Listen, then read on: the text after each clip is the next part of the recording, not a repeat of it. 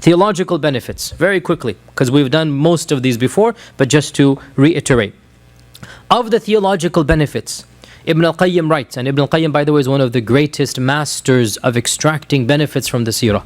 Hardly anybody has done that type of analysis that Ibn al-Qayyim has done, and that is to really think about the seerah and then extract points of benefits. And I hope that inshallah I'm following in that footsteps to really examine every episode, every incident, and extract what you can extract. So Ibn al-Qayyim, and he does this in his book Zad al-Ma'ad, which is in 5 volumes. It's a great book, and it has an entire section about benefits from the seerah.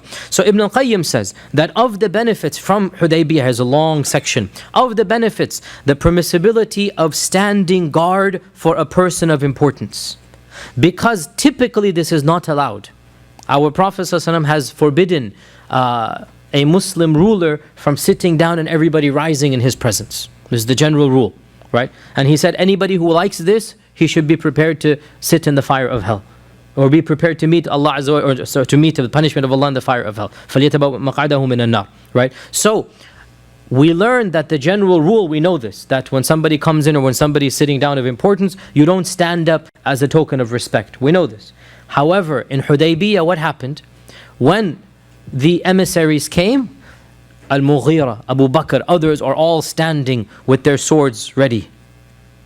And Ibn al-Qayyim remarks that they did this as a show of force, even though it was not the habit of the Prophet to have an armed guard. It was not his habit to have an entourage. It was not his habit to have the elite, bodyguard. That's not his habit. He didn't have that. But at Hudaybiyah, this took place. Why? To show the Quraysh that the Muslims respect their leader even more than you guys respect your leaders. To show them basically the protocol that they're accustomed to. Right? There's a protocol that is accepted. There's a protocol that is known. And if the Sahaba had all been sitting down, in haphazard fashion, the emissaries of the Quraysh would have understood, you're not going to do anything for your leader. So to demonstrate that respect the way they are accustomed to it. So in this case, it is allowed for a maslahah, for a particular reason. Also of the theological benefits we learn, and I talked about this in a lot of detail, is the issue of al-fa'l. And what is al-fa'l? Who can remind me? Optimism. Also good omens. Al-fa'l, good omens, right? We read in something positive. And what are the 2 conditions of al-fa'l being legitimate? Everybody should know. The 2 conditions, O note takers. In the name of Allah. That it's true. How do you know it's true? So if it doesn't come to pass, it's not true. That's not the condition. If something is good, you'll take it as a good sign. So number 1, it's a good omen, not a bad omen. Not true. It's good, positive. It's a positive omen. There's no such thing as negative. Bad luck doesn't exist. Positive omen. Something optimistic, number 1. And number 2 is what?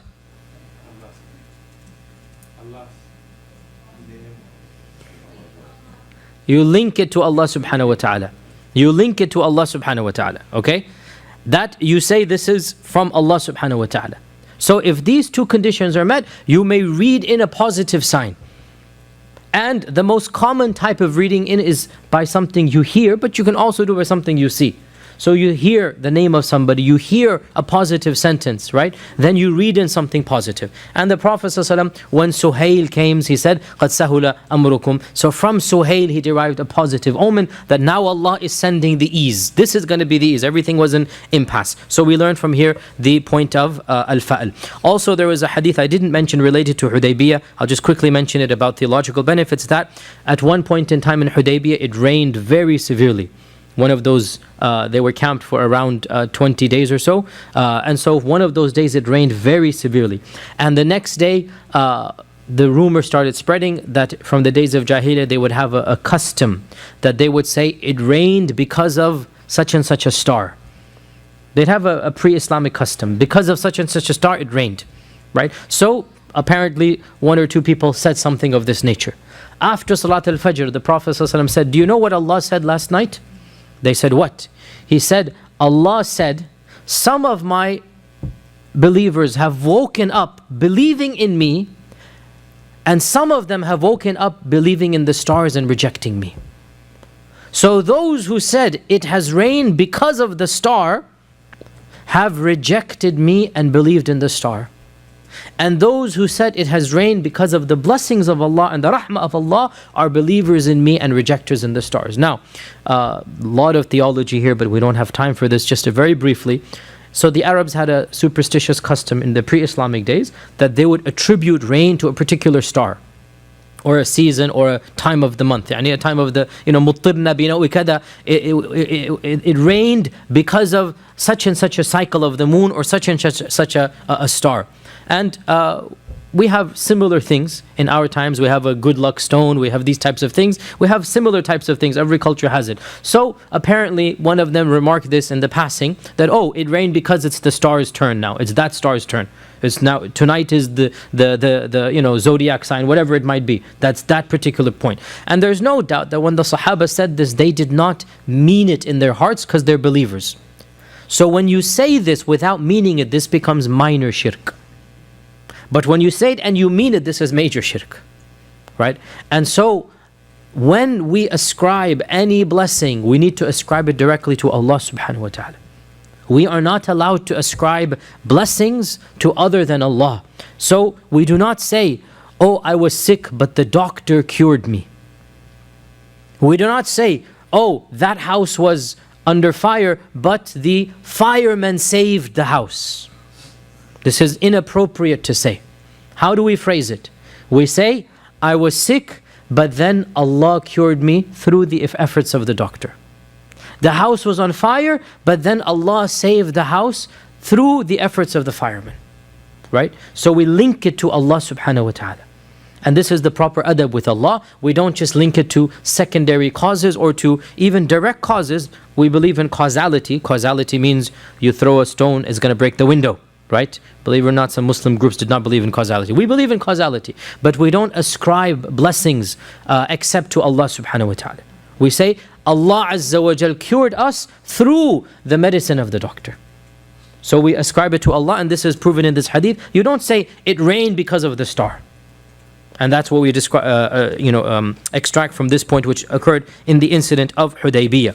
Also in the incident of Hudaibiyah, the theological issue of tabarruk with the remnants of the Prophet ﷺ. Tabarruk means to seek blessings. We clearly have seen in Hudaybiyah that Suhail ibn Amr narrated that the Prophet ﷺ's wudu, that even his spit, that we know in other hadith, his sweat, his hair, all of this was used to gain blessings from. And this is something that is clearly allowed, and nobody can deny this except somebody who's ignorant or somebody who's arrogant. It's clearly allowed that we seek blessings from the body and the sweat and the remnants of the water and the hair of the Prophet ﷺ, but it is only allowed for him and not for anybody else. No other person is of that level that we go behind him and seek his barakah and blessings, that we kiss his hand thinking that we're going to get blessings from him, that we get his turban and we think it's a great honor, he's given me his turban, as some of the other groups have it. No, it is only the Prophet Muhammad ﷺ that it is allowed to do tabarruk with the remnants. And of course there are no remnants of his in our times, but the Sahaba, they would use that in their times. And also, by the way, there's an authentic hadith that when he saw them take all of this water and all of this, he said, why are you doing this? So they said, because we want to receive Allah's blessings. He said, whoever wishes that Allah and His Messenger love him, let him be truthful in his speech, trustworthy in his amana, and let him not irritate his neighbors. This hadith is in Tabarani. And what this means is what? When they said, we want to get blessed by your remnants of the water, he's not saying that's wrong. It is right. But he said, you really want to get blessings? Then speak truthfully. And be honest in your interactions. And make sure your neighbors love you and don't hate you. So he's basically telling them a better tactic and a better reward, even though it is allowed. But he said, if you want Allah and His Messenger to love you, then follow this tactic. Also, of the greatest benefits of Hudaybiyah is the issue of qadr. And that is that sometimes things happen and we don't understand why they happen. And on surface it appears nothing but wrong, chaos, evil, harm. And yet Allah knows and we do not know. And one of the fundamentals of qadr is to resign your fate over to Allah subhanahu wa ta'ala. It happens, it happens. And you expect the best from Allah. As Allah says, وَعَسَىٰ أَن تَكْرَهُ شَيْءٍ وَهُوَ خَيْرٌ لَكُمْ. You might hate something, but it is good for you.